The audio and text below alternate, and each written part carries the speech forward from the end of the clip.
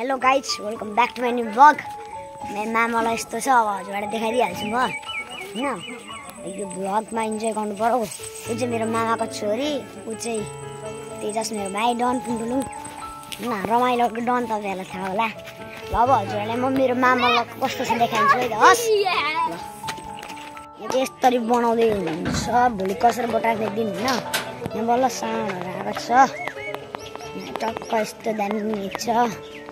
यो चाहिँ भोलि पर्सि खाना राख्ने भइहाल्यो। यहाँनिर जग्गे यहाँ चाहिँ बनाउनु बाँकी छ बाँस होइन। चट्टा कुर्सी सुर्सी छ यहाँ। डिजे फेन दामी छ। गाइज इन्जोय गर्नु पर्यो नि त भ्लगमा। ल चट्टा गाइज यस्तो दामी छ, हेर्नुहोस्। आँखा बिहेको लागि तयारी होइन। बिहेको दिनु चाहिँ अब के हुन्छ थाहा भएन मलाई होइन। यहाँ टक्क नि मेरो मामाको लागि यस्तो छ होइन। यो बाख्रा र यो बाख्रा चाहिँ आँखो है। बाख्रा हाई गरिदिए हाई।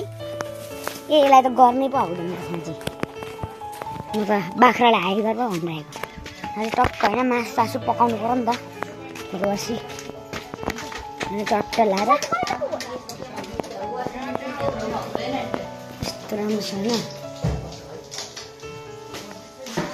यस्तो छ।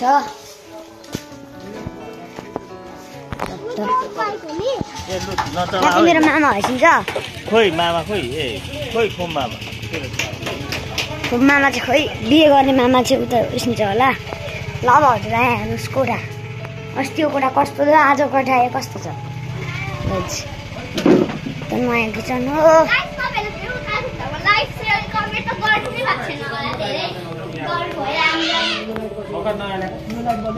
कामहरू हुँदैछ होइन। ल गाइज कस्तो लागिरहेको छ भ्लग? यस्तै छ होइन। ल अबलाई चाहिँ होइन भोलितिर भ्लग बनाउँछु। आजलाई चाहिँ यति नै। Thanks for watching, bye. अब हजुरहरूले च्यानलमा सब्सक्राइब, लाइक, कमेन्ट, सेयर गरिदिनु होला। आजलाई चाहिँ यति नै।